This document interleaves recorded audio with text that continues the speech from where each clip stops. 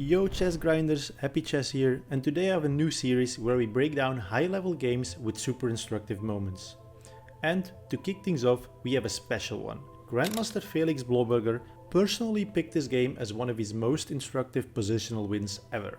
Let's dive in and see why. I asked Grandmaster Felix Blohberger, currently rated 2533 ELO, about his most instructive game. He picked this absolutely beautiful masterpiece, played against Grandmaster Rasmus Veen, 2619 ELO at the time, in the Australian Team Championship. I asked if I could analyze it in a video, he said yes, and here we are. And let me tell you, this game is a positional masterclass. If you've ever wanted to see a knight retreat that looks completely ridiculous, but is actually genius, and an endgame that squeezes the life out of a 2600 plus Grandmaster, you're going to love this one. Let's dive right in. Felix playing white starts with 1c4, the English opening. Rasmus responds classically with knight f6, and after a few natural moves, we reach this structure. I'm not going to go too deep in on these moves because these are considered theory. Eventually, we reach this position right here. This looks like a semi-Slav structure, where white has a strong pawn center with d4, e3 and also c4. And black is playing solidly. If you've played the London or semi-Slav before, this position should feel familiar. White usually aims for slow improvement, while black will try to challenge the center with either e5 or c5. c5. Early middle game, the fight for the center. Alright, so we got a solid structure and normal development. But now the central tension starts to build. We get to see castle, d takes c4, bishop takes c4. Felix allows black to capture in the center but keeps his pieces active. Then, now, comes the critical pawn break with 10, e5. And this is one of those classic moments where white has to choose a plan. Do you allow black's control of the center or do you challenge it? You get to see bishop to d2, developing one of his minor pieces. E takes d4, e takes d4, knight b6 and followed by bishop to d3 because we don't want him to take our bishop for free.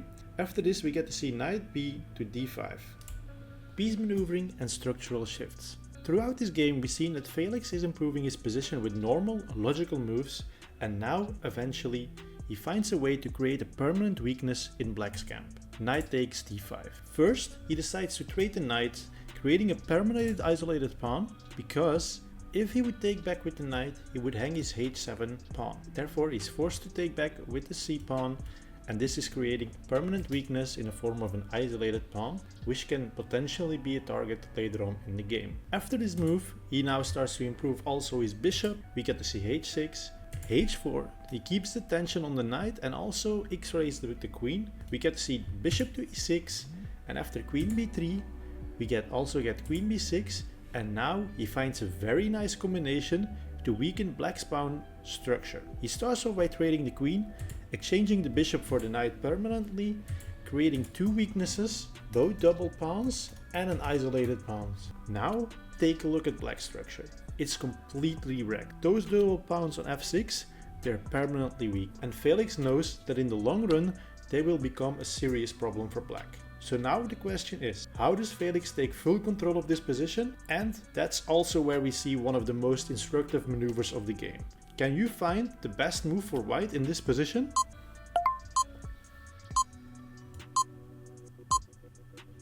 Knight e1.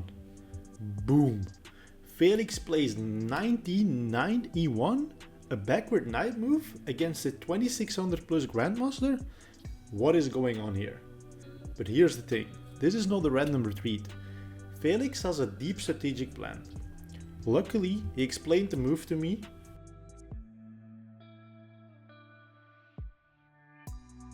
The idea is actually quite simple. Black wants to play f5 followed by f4 and get rid of his weakness in the process. With knight e1, white is ready to meet f5 with f4. In example, if you were to go f5 right now, we had f4 and white is completely fine here. And here's the thing, Rasmus Veen, a 2690 rated Grandmaster, doesn't roll over, he fights back. But Felix keeps playing precise, high-level chess, developing the knight to c2. We get to see f5, The whole reason behind the knight e1 move was to play f4 now, which is obviously what we play now. Only possible because of the awesome maneuver we found with knight e1. We get to see king g7, g3, rook to c7, rook f to d1, bishop to e7, king f2, bishop to f6, king e3.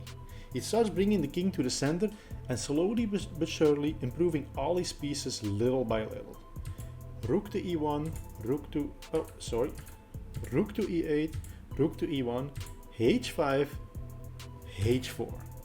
h4 to stop any counterplay black could come up with. This position is looking incredibly hard for black to find new plans.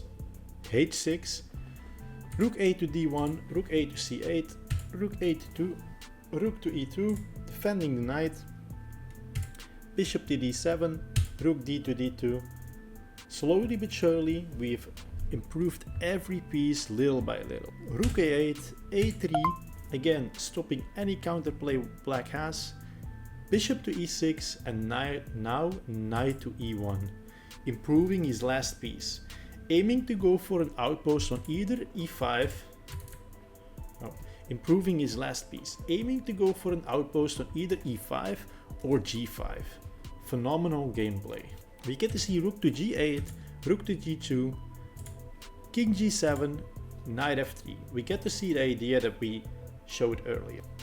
King f8, rook c2, rook takes c2, bishop takes c2, trading some pieces. Again, he is completely fine with this because we have the better positional advantage. For instance, king to e7, bishop to d3, not allowing him to come up with any counterplay, and also so that we can trade rooks in case of rook to c8, which we would be perfectly fine with because this pawn right here is unstoppable and undefendable for black, and this would also result in a quick and easy convertation. In the game itself, this was played. You get to see the next couple of moves, and now step-by-step breakdown of this section.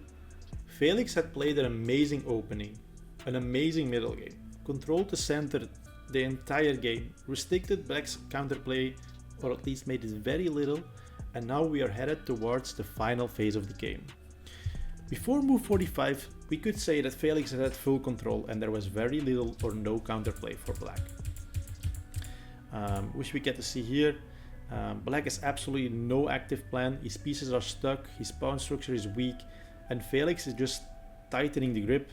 We get to see bishop c7, rook b5, and at this point Felix has suffocated black's position so much, it's like an anaconda slowly tightening its grip, and black has no counterplay. It's just a matter of time before Felix converts the win. Finally, f6 happens, kicking away our knight. Felix decides to go to f3. We get to see the following lines, and this guy has mastered the horses so well, he keeps finding great squares for his horse. We get to see bishop e8 attacking our rook, simply go back, b5, and now as we saw earlier, the knight has a very nice square on c3. Bishop a5, we take with check, we retreat, and again we took a pawn for free without giving anything in compensation to black. We're just clearly winning here, and honestly this position looks so nice for white to play.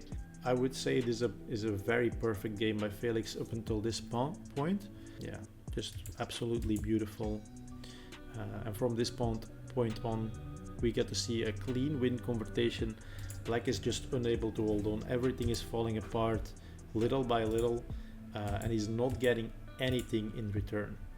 The rest of the game I'm just going to show you, as there are not many more instructive moments. I mean, this is just an endgame that is 100% of the time going to be won by a grandmaster. Played so well, and definitely the 19 knight e1 is something that I found very amazing to watch, and I would have never found that myself.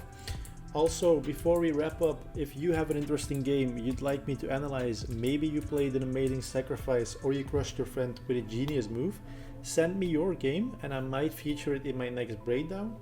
Drop it in the comments or send it to my email that's right here. Also, what do you think was the most instructive moment in this game? Drop your thoughts in the comments, and if you enjoy these breakdowns, don't forget to like and subscribe for more iconic game analysis. I will see you in the next one. Bye bye.